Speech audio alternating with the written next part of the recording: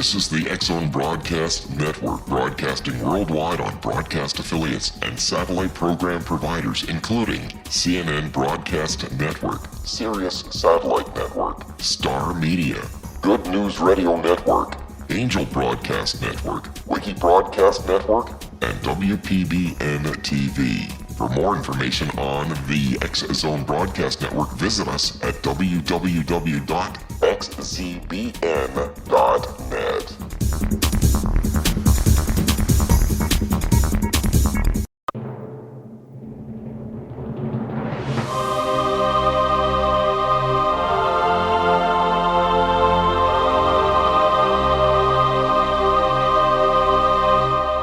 The Science of Magic with Gwilda Wiyaka is largely an opinion talk show. All opinions, comments, or statements of fact expressed by Gwilda Wiyaka's guests are strictly their own and are not to be construed as those of the Science of Magic or endorsed in any manner by Gwilda Wiyaka, Relmar McConnell Media Company, its affiliated networks, stations, or employees.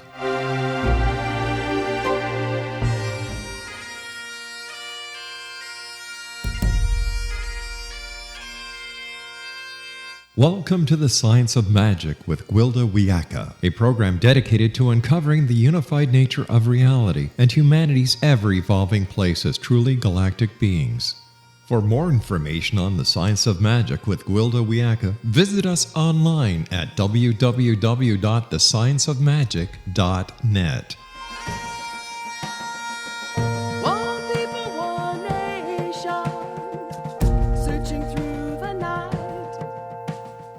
Hello, dear friends, and welcome to the Science of Magic, a program combining the science and magic of today's leading topics to co-create new solutions and facilitate unity. I'm your host, Gwilda Wiyaka. This hour we'll be exploring Heart of the Shaman. As long as you keep trying to stuff your mind with useless facts, you'll not find the spirit world. Your heart, not your mind, is the horse you must ride, my old teacher informed me after probably the 100th question I'd asked him that day. He was trying with little success to teach me how to enter the shamanic trance. In hindsight, instructing me was a job I didn't envy him. I was way too bright and my heart way too broken to make an easy shamanic student. I'm not the only one. As a culture, we've limped our way to the brink of destruction, riding the mind only while the heart languishes. Our hearts are so shattered, we don't even recognize they're broken. Yet the heart, not the mind, is the connection to all that is. How can we mend our hearts in order to join with all of our relations? Given the condition of the planet, do we have any hope of doing so in time? Where does one even begin? Our guest this hour may have some surprising answers for us. Jeff Nixa is the author of The Lost Art of Heart Navigation, a modern shaman's field manual, and founder of Great Plains Guide Company, a.k.a. Great Plains Shamanic Programs. Jeff's healing career has spanned 30-plus years as a university campus minister, board-certified hospital chaplain, pastoral counselor, massage therapist, and shamanic teacher and practitioner. Jeff earned his law degree from Lewis and Clark Law School in Portland, Oregon. He studied shamanic healing with C. Michael Smith, the Michael Harner Foundation, Quijoa healers in the Peruvian Amazon jungle and the Andes Mountains, Ogallala Lakota elders in South Dakota, Cree elders in Alberta, Canada, and aspects of the Mexican Toltec and Cherokee healing systems. His website, greatplainsguide.net. Jeff, thanks for joining us on the Science of Magic. Thank you, Gwilda. Thank you for having me on your program. We should have fun today. Let's all start out on the same page. Would you mind defining shamanism for us? Oh, boy. Yeah, thank you for that opening. Shamanism is a modern word that we give to a bundle of common practices shared by all our ancestors. I think a lot of people tend to think of this work as related to Native American traditions, which it is, but that's not the only scope. That we're talking about our own indigenous ancestors around the world had very similar core practices to help them get more in touch with the spirit world, with their own soul, their own heart, the spirits and living things all around them. And not just to do that as a curiosity or something entertaining, but a way of healing, a way of, first of all, getting their own lives back in order, back in balance with the web of life, but then to come more fully alive in the world and to be a healer themselves and just the way they walk the earth in a good way. So it's a very broad term that can have many specific applications, but it's about those core practices shared by all our ancestors around the earth. So we have just a little bit left in this segment. I'm going to open it up, and then we'll probably finish it on the other side. But what is the spirit world? Yeah, great question. You should have a radio show. The spirit world, also goes by many names. It's a psychologist might call it the realm of the unconscious, the dream world. Carl Jung might call it. A Christian as promised, we're going to have to pick up this on the other side of a short break. Okay. Okay, but before we pause, I'd like to tell you about an exciting upcoming provision for those interested in spiritual evolution and personal empowerment, shamanic style. Path Home Shamanic Art School, Galactic Shamanism, Art of the Ancients, Key to Tomorrow, is a series of leading-edge, online, affordable classes designed to guide and support you and your family during these times of transition. They'll be coming soon to the Find Your Path Home site. So stay tuned to findyourpathhome.com to be the first to experience these amazing classes. Jeff and I will return shortly, so don't you go away. You're listening to The Science of Magic, aired daily on xzbn.net. Prior episodes can always be accessed free of charge on our website, thescienceofmagic.net.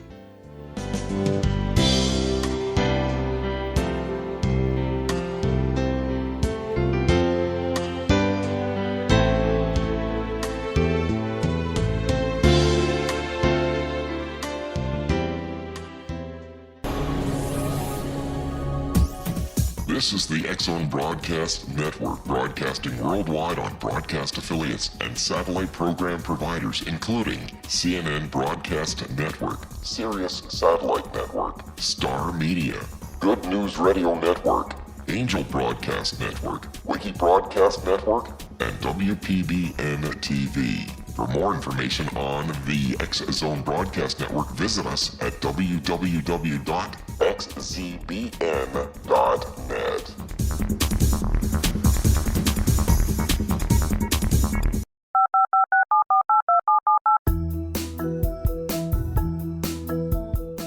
Did you know that when you're on the road with limited data or Wi-Fi, you can still listen to the X-Zone Radio Show with Rob McConnell, The Science of Magic with Gwilda Wiyaka, X-1, Dimension X, Space Patrol, and every minute of the X-Zone Broadcast Network by calling 213-401-0080, courtesy of Audio Now.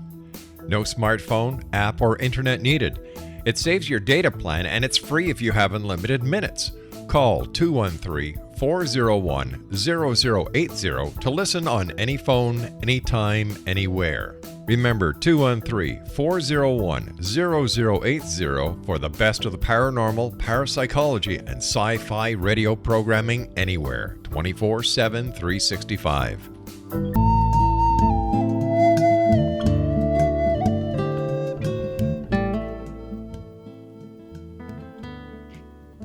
Welcome back. This is The Science of Magic, dedicated to unification and evolution of consciousness. I'm your host, Gwilda Wiyaka. Our guest this hour is Jeff Nixa, the author of The Lost Art of Heart Navigation, a modern shaman's field manual, and founder of Great Plains Guide Company. His website, greatplainsguides.net. Jeff, we were talking about the spirit world. Would you mind continuing? Yes, thank you, Gwilda, for a chance to get back to that. The spirit world is a name we give to non-ordinary reality. And depending upon who you are and your tradition, it goes by different names. A Christian would call it perhaps the kingdom of God, or a state of contemplative union, say, with Christ. A psychologist might call it the unconscious, that part of us that operates in our lives, that drives often our decisions and our behaviors, but we're not conscious of. But it's there, it's real. A Jungian person might call it the dream world of our unconscious dream states, while they're asleep. And these sound like different things, but they're all deeply related. In other words, it's the world that that is real, the non-ordinary realm of hidden realities that affects our lives. We just can't see them with our visual eyes or detect these with our technological instruments. But we all know it's there. It's the realm of timelessness, the realm of our ancestors before us, and the realm of the future ahead of us. And very much because we're so focused on human beings and our own struggles, the great natural world, the spirit behind all living things, not just human beings, our human institutions and concerns. So it's a big picture, and I'm sure other people would define it differently, but that's how I think of it. So how did you get involved in shamanic studies? I mean, you were a minister for quite a while. Yes, and that wasn't my first career. I actually started off as a lawyer. Save us all. My life is a case study of a person who was trying to navigate their life without what I call in the book the heart, or a sense of my inner compass, the heart compass, or navigational guidance system. So I was trying to make logical, reasonable decisions about how to live my life, what career to choose, and so on. And I did make logical decisions, but they didn't make me happy. So I wound up in law school. I graduated from law school, met a young woman who's now my wife of 28 or 29 years, Regina, who was in a low-paying but very rewarding work in Catholic parish ministry. And I instantly recognized in her work a person whose external life was aligned to their internal heart, as opposed to the other way around, where I was trying to cram my various talents and interests into a specific role of, say, lawyer or later chaplain, as you mentioned. And long story short, thanks to meeting her and her helping me get more in touch with kind of my spirit side, I was in a very rewarding career in hospital chaplaincy and healthcare for about 20-some years. But even that, it was like being in the right ballpark, but not quite the right focused role yet. And I became a body worker for a while. I like using my hands. Excuse me. And it wasn't until I did a vision quest, a traditional shamanic vision quest, that really opened my eyes. Really opened my eyes to my particular purpose, my medicine, as we call it in shamanic work, on the earth. And boy, did things start happening quickly after that. Vision quest will do that to a person, right? Mm-hmm. Yeah. Yes. So I don't know how much detail you'd like me to go into, but it wasn't until I encountered the shamanic world of practice and techniques to help me get more clear on my heart and my life path. It worked, and based on that, I completely rebuilt myself. I came home from that vision quest, got on the internet, and started canceling through emails all my miscellaneous commitments, committees, and things that were just not aligned to who I was. And oh my gosh, it felt like a great release every time I would hit the send button, like a great weight lifted off my heart. And speaking of heart, let's talk about heart. Why is the heart so important in shamanic traditions? Yeah, the heart is a code word. It goes by many names as well. You might consider it the soul, the heart, our core of aliveness, our deep consciousness. But it refers to that part of ourselves, the innate, instinctual way of knowing, more of our wildness, our wild side. Not about the intellect and processing data and information. And it's in our culture, highly rationalistic culture, where we're trying to navigate our ways just with data and information. And the trouble with that is it can't tell us what we like. It can't tell us what we want. And so the heart, we need the heart in balance. We need the heart online and actually helping us, like a compass might give a ship captain a direction. We still certainly need our minds to make decisions, informed decisions, gather all the research and so on, but we need our hearts to tell us what we love and where we're going and to navigate those decision points in our lives. How do we get so disconnected? Well, a lot of people will say it's the history of our modern civilization, the rationalism that came into especially European culture after the Middle Ages and the so-called Enlightenment, where with the new skills of science and observable methods, we began to be able to discern the so-called superstitious from that which could be backed up by facts and repeated. And we got so excited about that, it's like we threw out the baby with the bathwater. We really fell in love with scientific method and process, which is wonderful, help us get to the moon and back. But in throwing out our core and turning off the compass, so to speak, we became imbalanced in the other direction. So instead of being overly superstitious, we lost our ability to navigate instinctually through life and relationships, and we lost our connection with the earth. And that is my personal love for shamanic, is it's deeply rooted in nature and our connection to all living things. Yeah, if we have that connection, we wouldn't be committing some of the atrocities to the planet that we are, I wouldn't think. Exactly. And that's a theme of mine, is at this point in our civilization, I don't think we need more technology, more ways to continue exploiting the earth. We need different people, more heart-open people who are in touch with this instinctual side that's inherently connected with nature. It's not going to be deciding our way out of this crisis. It's going to be remembering our animal nature, our connection to all living things, not just human beings. There's a lot of study on the heart, at the physical heart at this point, and they're finding that the heart pumps the blood in a spiral configuration, and that spins the red blood cells that have iron in it, creating an electromagnetic field around the body, just like what's around the earth. And I believe that's the connection point between all things. But if we're not tuned into our heart, we can't navigate that connection. Is that correct? Is that what you're looking at here? I don't know much about the magnetic studies. I don't doubt that at all, though. It's all connected. The spirals, the energy cycles, the cycles of our lives, very much. I would be surprised if all these things are not connected. And if you connect at any point, the beautiful outcome is you connect at all the points, wherever you enter the web of life, consciousness, these connections you're talking about in the physical body and the electromagnetic fields and so on. It's all real. It's just that for so long we've been thinking not conscious of those connections. And so the decisions we make are incomplete. The data that we have to direct our lives is it's like having one eye closed or no instruments on your instrument panel. Yeah, it's interesting. I've come from a long line of police officers and detectives, and they are always talking about, I got a gut feeling about this. That's the heart as well, isn't it? Absolutely. Thank you for mentioning that. That's another way of thinking about heart consciousness, just on a physical level. The hormones, the neurohormones that we've thought about as being only in our brains are found all over the body, particularly the so-called gut, the GI system, from your throat on down to the output place in your body. There are actually more hormones of consciousness, I forget what they're called, I would get it wrong, but then there are in the actual brain and spinal cord. So we're starting to understand the mind, so to speak, as more than just the brain and spinal column. It's the entire body and all our cells.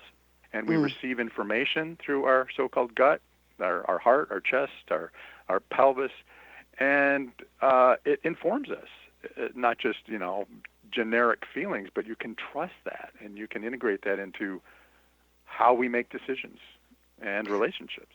Well, we've been disconnected so long. How do we start to reconnecting and learning our way? Because aren't we confused by triggers and past damage when we're trying to do this? Yes, very much. And this is where, in my approach, I'm integrating ancient and modern practices. Specifically, to answer your question, we now know that we don't make good decisions when we're running around like madmen and madwomen reacting to problems in our life all day. And so from the ancients, for example, Eastern spirituality and the importance of meditation and just slowing down and being more mindful and breathing, we begin to slowly, the snow globe that's shaken up in our brain all day, distracting us, we let that settle down.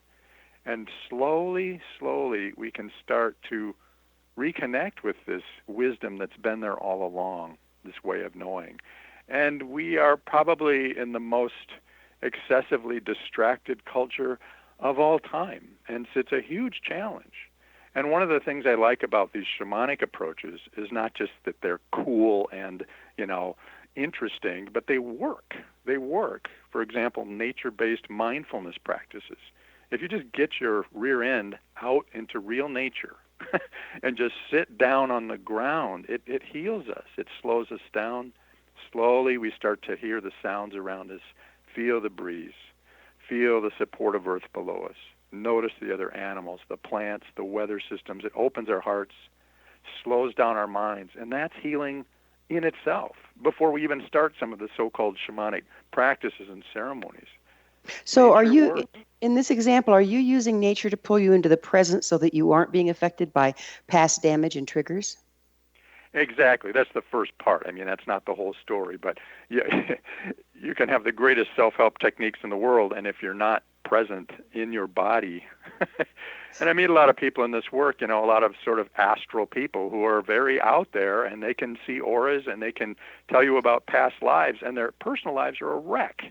They Exactly. can't balance their checkbook. Their refrigerator is a horror. They're out of their actual bodies and physical space. And so these shamanic practices, because they're from these ancient cultures, inherently embedded in nature, is the value of just getting outside. You can't exaggerate that. So all my programs, they're different from what I call hotel shamanism programs. You actually get people outside, What a ideally concept. in some kind of, yeah, I know. And it's amazing how hard it is to do. I'm going to be teaching a class at Notre Dame University here in South Bend, and I literally can't get the students outside because the time it takes to get them out of class, back into class, the students who show up late, well, they know where we are. It's crazy. Oh, it's crazy. It's great. We're going to have to pick up with this on the other Okay. side of a commercial break. It is time for another short pause. Jeff and I will return to our discussion on the other side, so don't go away. We're coming to you through the X-Zone Broadcast Network, xzbn.net, where there's always something new and exciting. However, my personal all-time favorite is still the X-Zone Radio Show with Rob McConnell. You're listening to The Science of Magic, your resource for creative solutions in a changing world, thescienceofmagic.net.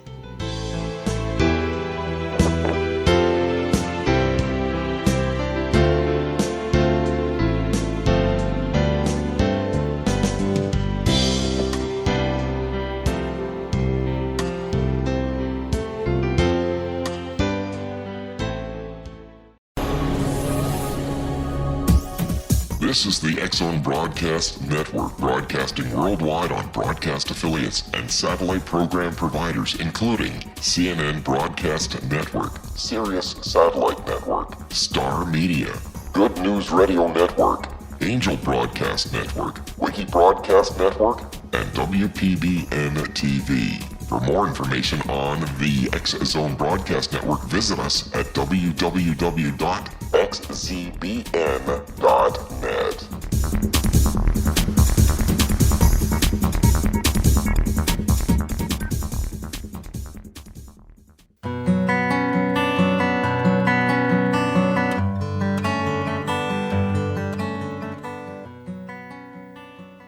Welcome back. This is The Science of Magic, a place where magic and science come together to promote enlightenment. I'm your host, Gwilda Wiyaka. Our special guest this hour is Jeff Nixa, author of The Lost Art of Heart Navigation, a modern shaman's field manual, and founder of Great Plains Guide Company. His website, greatplainsguide.net. Jeff, we were talking about the importance of being able to get back out into nature, and yet our lifestyles are with our faces stuck in a tablet or a cell phone. Our children don't even know where the sun comes up. We've gotten a long way away from it. What do you see as the ramifications of that, and how can we turn that around? Yeah, I think the ramifications are well known. The phrase nature deficit disorder that's been coined, to describe the impact on our children and then all of us of being disconnected from nature. And it's not just about being out in the weather and the calming effect on nature, but when we cut ourselves off from that, we forget our debt and that our life, our food, our everything comes from nature. So we can live as if that stuff we flush down the toilet or rinse down the sink or put in our garbage bins doesn't really matter. It goes away. And I'm a big outdoorsy guy, and one of the striking things about doing a wilderness trip, paddling or camping, is you know where your poop goes. you know where your water comes from, and you see your impact immediately when you're out there in nature alone and you need to go to the bathroom, or you need to dump something on the ground, or you need to find water, and so on. It's painfully obvious that we leave impacts. And yet back in town, you go to the bathroom, you do your thing, you flush the toilet, and it magically disappears. And the things we pour into our sinks and into our toilets and so on, my point is, our consciousness, our awareness of our impact is almost nothing, because we don't see or have to deal with our personal output. And then if you magnify that by the volume of things our towns, our cities, our country produces, it's really, it's just jaw-dropping, the impact that we have that we're unconscious of. So we can imagine that driving our cars and so on has no impact. And we can be skeptical about climate change and so on because we're not informed even about our own impact. It's a scary thing to watch. I, for years, have every year done an annual solo backpacking trip, and I took my children when they were very young. And I go 10, 12 days, and we'd have what we carried.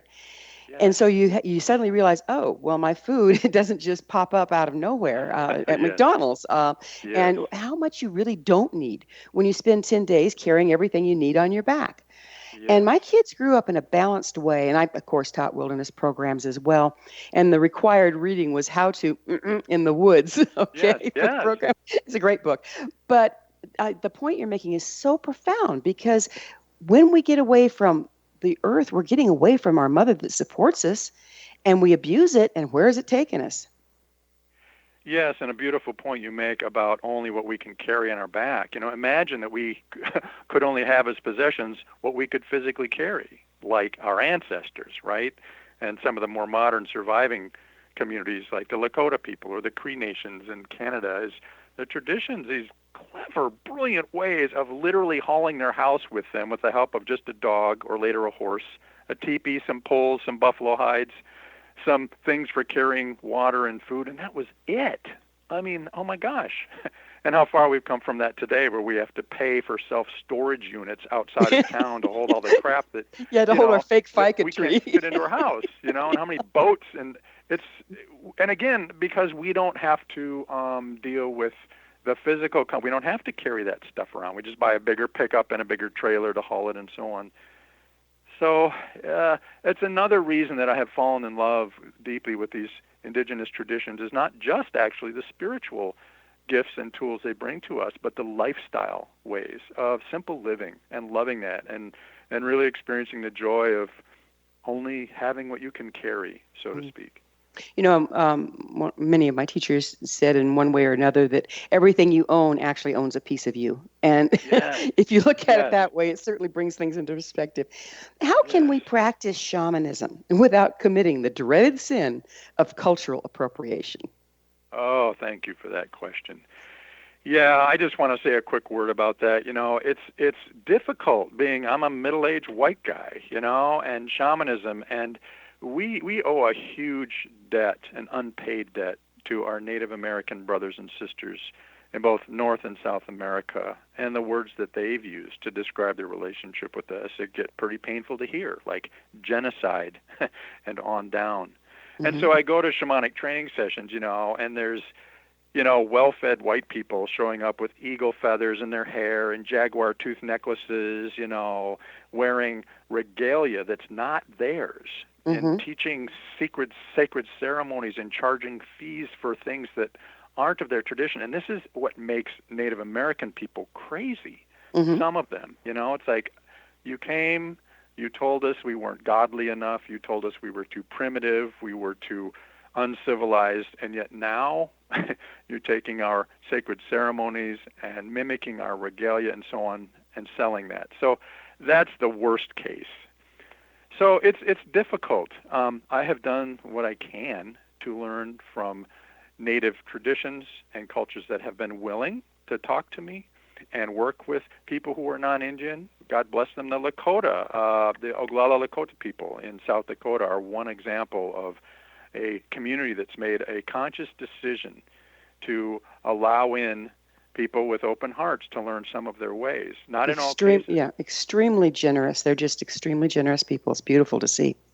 And also the Cree people that I met in Canada. Not all of them, but some of their spiritual elders. For example, I was invited to be a supporter at a Sundance outside of Calgary. It was the unbelievable gift and opportunity to see an authentic, surviving community practicing their core sacred practices out in the mountains. I mean, I can't begin to describe the power of that, integrated front to back, top to bottom, children to elders, nature to the star people, you name it. So it's difficult, but if you're gentle and open-hearted, it's not...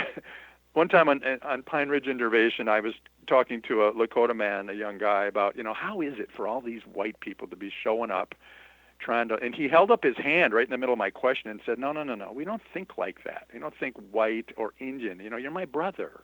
You're my brother. And boy, isn't that where we have to get back to? Exactly. Yeah. Exactly. Yeah. And stop thinking even about racial distinctions, because there's no solution there, given our history. We got the same mom and we got the same dad if you go back far enough. Exactly. Mama nature. Exactly. You got it. So tell me, isn't it painful work to reconnect to the heart when we've been so out of touch? I mean, isn't there a lot of emotional stuff we have to move through in order to do that? Yes, and that's I'm been blessed with good teachers who have told us right off the bat. Shamanism is not just about going on cool recreational shamanic journeys into esoteric realms. I mean, that doesn't do anything. It's a journey. It involves a journey downwards into your own heart, where you have to address and deal with your own woundedness, of course. If you're going to claim to be some kind of shamanic practitioner, you better darn well have first spent a lot of time on your own knees and done a lot of your own work. Otherwise, you're just making a fool of yourself, and at worst, bringing harm, unhealed healers out there. So the teachers I've had and the practices I've learned are very much initially all about helping us come to meet our dragons, so to speak, those wounded parts of ourselves that we'd rather not think about or know about, what Joseph Campbell calls that damn thing in the cave, in our past or art, that we would just as well walk around that cave and go to the happy part. Just kind of skirt out on the other part. Exactly. And yet in shamanism, the practitioner is the tool. So you have to hone the tool, right? Yes, thank you. Yeah, one common image of the shamanic practitioner is of a hollow bone for the Great Spirit. That comes from Old Fool's Crow, a Lakota elder. And the idea is that in shamanic work, unlike modern medicine, say, or psychotherapy, where the doctor is the healer or the therapist is the healer, in shamanic work, the Great Spirit is the healer. And the practitioner is simply trying to be an effective conduit or hollow bone, so to speak, for healing spirit, information, wisdom, guidance to come through you. So the emphasis as a practitioner is making darn sure our bone, so to speak, is cleaned out and stays cleaned out from all our own issues, our fears, our graspings, and so on that can just get in the way. And I tell people in shamanic work, it's not your show and it's not my show. It's the Great Spirit's show. And this I think is something that's so misunderstood, is that a lot of people I've noticed when they come to be trained shamanically think if they just learn the right technique, then they'll have it. They'll have perfected it and they'll be good. And it's not about technique. The technique is the horse to get you to the goal. Yes, you're right. I mean, techniques are just tools, and they can mean nothing if your heart is not open. I think you said something earlier about that, and if you're not ready. So it's I think that's all I can say about that at the moment. Yeah. So, none of us have arrived. All of us still have issues. Is there a method to set aside your issues in order to be effective as a shaman? Yeah. The Spirit, the Creator, is very patient and very generous. So a little sincerity in this work goes a long way. For example, learning to do a shamanic journey. Oh my God, when I first started doing this in my training, I thought, I can never do this. I'll never be a shamanic practitioner. I'm not even seeing things, so to speak, visions, images, and I thought I was a complete failure. But I wanted to learn. And so I got a little glimpse here and there, or a subtle little feeling, and then the journey was over and the drumming stopped, and everyone else was talking about how amazing their journeys were and the different realms they'd traveled to, and I was about ready to just get in my car and drive home. And Sandra Ingerman has this beautiful statement. She's taught shamanic healing and journeying for over 35 years to literally tens of thousands of people, and she says, I've never met anyone who could not learn to do a shamanic journey well. She says, however, I have met many people that took several times of trying before anything seemed to happen. So the point being, if you bring a little sincerity, an open heart, a desire to learn these ways, and it's not about the techniques. Usually the problem is just getting our own thinking, judging self out of the way, because you can basically turn that stuff off in the shamanic journey, and it only gets in the way to the extent where we're trying to analyze or perform or strive after some particular outcome. It doesn't work that way. It comes to you like a breeze or a wind, or a cloud formation might come over the horizon. You have no idea what's coming over the horizon. If you're open to it, though, then things start to happen. So it's very difficult for a guy like me who's had a whole lot of traditional Western education. I have 2 doctoral degrees, and that was like the worst thing in terms of my mind getting in the way when I first started doing shamanic practice. I had to basically set all that aside gently. Not to abandon it. I'd certainly come in later on. We'll need to go deeper into the shamanic journey on the other side of this commercial break. Jeff and I will be back shortly, so don't leave us now. This is The Science of Magic, your resource to altruistic professionals of science and the esoteric working to create common ground for the betterment of our world. Join our email family to receive our amazing topic-driven episode collections at thescienceofmagic.net.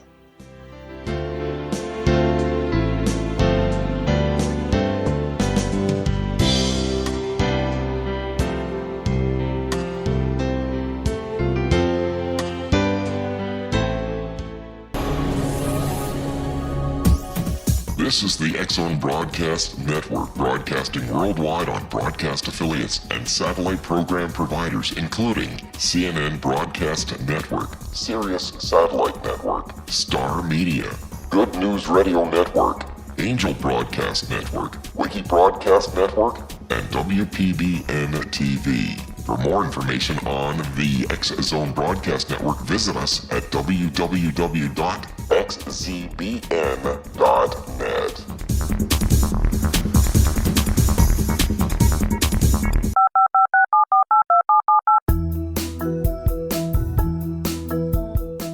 Did you know that when you're on the road with limited data or Wi-Fi, you can still listen to the X-Zone Radio Show with Rob McConnell, The Science of Magic with Gwilda Wiyaka, X-1, Dimension X, Space Patrol, and every minute of the X-Zone Broadcast Network by calling 213-401-0080, courtesy of Audio Now.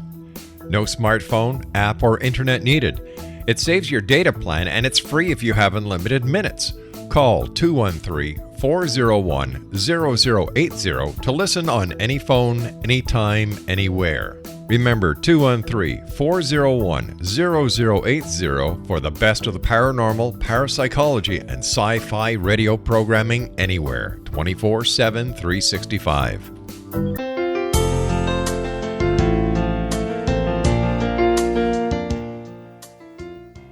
Welcome back. This is The Science of Magic, bringing together gifted people of service to the world.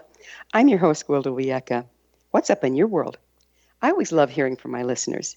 Email me at info@thescienceofmagic.net and suggest a topic that's on your mind. You're probably not the only one interested. And speaking of gifted people of service, our guest this hour is Jeff Nixa. He's the author of The Lost Art of Heart Navigation, a Modern Shaman's Field Manual, and founder of Great Plains Guide Company. His website, greatplainsguide.net. Jeff, we were talking about the shamanic journey trance, and I think it's greatly misunderstood. Would you mind describing it a little more for us? What is it really? Yeah, thank you, Gwill. That's a great question. There is a lot of misunderstanding. When you think of shamanic practice, the drumming, the dancing, the rattles, all of that, these are just clever ways that our ancestors figured out to shift our consciousness in a way we moderns might say is out of the head. In other words, getting out of our busy thoughts and distractions, getting back into the body, the present moment, and so on, so that you can become more aware of the subtle, invisible guidances, visions, longings of the heart. So a shamanic journey is a structured way to, first of all, get your attention out of your busy thinking mind into the present moment, and the monotonous beat, say, of the drum or the rattle helps do that. And then slowly, excuse me, if you just pay attention, and if you have a specific intent, that's very important, setting an intent for the journey. What is it that you're seeking? What are you asking for help with, to be shown? And you, in initial stages, learning the process, it can be a rather structured way to imagine, say, going down a tunnel or into a passageway. The actual details are not important. The point is to use the imagination as a bridge to get to this more deeper way of knowing that we all have, but have often lost connection with or never knew about in the first place. A question that often comes up in journeying, especially for new people, if they have had quite a vision, so to speak, or had things happen, when they come back and open their eyes blinking in daylight, it's like, did I make all that up? And I asked my first teacher that, Michael Smith, and he smiled and he says, yes, you're making Yes, of course you did. But he said, you're not making it all up. And I thought that was brilliant. What he meant by that was, yes, we're using our intentional creative mind to create imagery, right, to link with the so-called spiritual realms, but things come back to you then across the bridge that you don't make up. In my book, I give two examples of journeys I did. One, just kind of a routine one to help me with planning a workshop I was teaching, and I was getting stuck on what to do. And then later on in the book, a more personal journey where I use shamanic journeying to help make a very important decision about my dying mother. I was her primary caregiver, and I had to make a very difficult decision about life support, about hospice, and so on, and how I actually used shamanic journeying to guide me to a very deep and lovely decision, basically, about what to do at a key decision point in her care. And to this day, I've never had a second thought about the decision I made with the help of my spirits. And it's not just my spirits. We're connecting with the Creator, right? The consciousness behind all living things. So it was the loving consciousness that supported my mother's life and all my family members and my sister, my mother's deceased parents, and so on. So in the journey, you're able to plug in, so to speak, a headset to this living consciousness that is concerned with the well-being of all created things. And you use your intention to just get clear on that. Exactly. Now, how does it relate? Answer. How does it relate to a dream? Like a sleeping dream. Yeah, thank you. A dream is more passive. You go to sleep, and if you remember your dreams, things happen, you see things, you feel things, you're frightened by things, you're excited by things, but you're sort of like in a movie theater maybe, or participating in the dream, but you typically don't have a lot of control over it. It washes over you, and you wake up and go, whoa. A shamanic journey is not that, and a shamanic journey is very intentional. And in my book, I say a skilled shamanic practitioner is running the journey. You start, first of all, by setting a very clear intent. And a shamanic practitioner during a journey is very much like a skilled journeyman, a carpenter, or a bricklayer, or a neurosurgeon who, they're in, they do their work, they get out, and they leave. They're not messing around in there. It's a very specific effort and time, and they know when they're done. In other words, they're not just kind of lollygagging around in the so-called spirit world going on journeys for entertainment. Mm-hmm. So that's a big difference between a dream and a shamanic journey, is it's a healing practice. You're there generally helping someone else. So it's not about you. You're getting information or insights or connections that you bring back, the shamanic journey brings back for the benefit of the other person. Mm-hmm. What do you mean by, yeah, it does. What do you mean by a shamanic vision for your life, and how does one get one? Yes, that would be a more personal application. And the many years of the first part of my training was simply trying to get my own act together after many years of being a gypsy in various professions. I'm sorry, could you restate your question, because I want to use your words in my answer? Sure. So what do you mean by a shamanic vision for your life? Oh, yes. Thank you. So Mm-hmm. one of the really cool, forgotten, but time-tested practices of traditional shamanic cultures was a process called the vision quest that many of your listeners have heard about. The Lakota word for that is a hamblachea. And it was a process initially reserved for adolescent young men who were about to begin their adult life of service to the tribe, the community, about to be a man, about to be married, about to be a father, but who may have not had any idea what his particular role was. And so the community understood that this was a key point where the young man had to get it right and understand their relationship to community and their responsibility. So the young man would go up on the hill, so to speak, or out in the desert or into the woods and fast for up to 4 days and 4 nights completely from food or water, and set their intent to set a prayer asking Great Spirit for a vision for their life, very specific, like, why am I here? What is my purpose in this earth, really, other than just buying stuff and using up carbon and oxygen and then, dying? It's sort of our sad modern culture. But in traditional cultures, every person in that community had a specific role, whether it was the hunter, the healer, the bone setter, the herbalist, the elder grandmother, the wisdom teacher, and so on.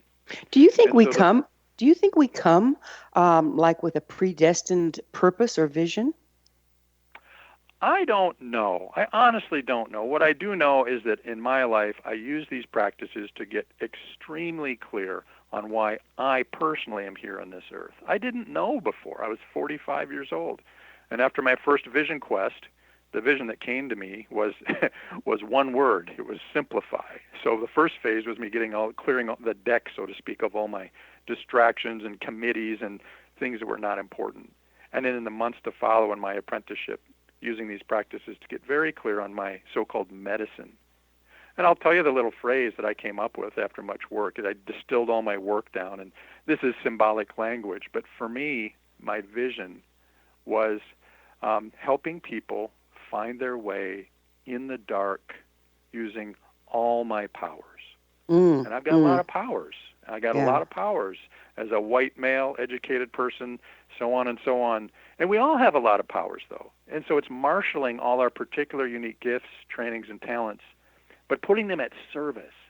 It's not just about getting rich or getting happy. Ultimately, we must turn our lives back over to the Creator and be of use, be a healer, be whatever, a teacher, an artist, a radio host, right? I mean, I assume you enjoy what you're doing and you're very good at it. That's an example of using your medicine. So the vision it would appear. Sorry, go ahead. It would appear that we've gone full circle, that you can't find the vision for your life if you're not connected with your heart where the desire for the vision resides. Exactly. And you're not pulling the vision out of thin air or having to guess at it. It's a blend of say, strong suggestions and perhaps visual visions or feelings. Everybody journeys differently. Some people have visual experiences. Some people have more kinesthetic experiences. Some people, like Sandra Ingerman, have audio experiences. She doesn't see much at all, but she hears the invitations of spirit for her life and when she's working for other clients. So whatever your mode is, and that's part of the learning process, is discovering your way of journeying, is you integrate what comes to you with what you already have, of course. What are your innate gifts? What are you good at? What do you love? What brings you alive? And you assemble all that into a clear sense of your so-called medicine in the old-time sense. What's your unique gift? What are you doing here on this planet? And when you know that, you have great power. I talk about that in my book. So life still comes at you, and bills need to be paid, and you get a flat tire, and the kid has laryngitis, and the cat gets sick in the morning, but it doesn't throw you like before because you're living a vital life. You're living a life of aliveness and power, which means a life of more resilience. The things come at you, they don't flip your boat. It's like a strong gust of wind just hits you, and it doesn't ruin your life. You just steer back into the wind, and then it hits you again, and it doesn't ruin your life. You just steer back into the wind. Beautiful so that's guidance. the beauty of this process. Well, we're unfortunately, while shamanism works out of time, unfortunately, in ordinary reality, we're out of it. Jeff, thanks so much for coming on the show. Thank you, Gwilda. It's been a real pleasure and a great opportunity for me as a new author. Thank you so much. My pleasure. Our guest this hour has been Jeff Nixa, the author of The Lost Art of Heart Navigation, a modern shaman's field manual, and founder of Great Plains Guide Company. His website is greatplainsguide.net. This has been The Science of Magic. Past episodes are always available to our listeners free of charge at thescienceofmagic.net. Until next time, dear ones, may you be blessed with knowledge and comforted with love as you navigate with your heart.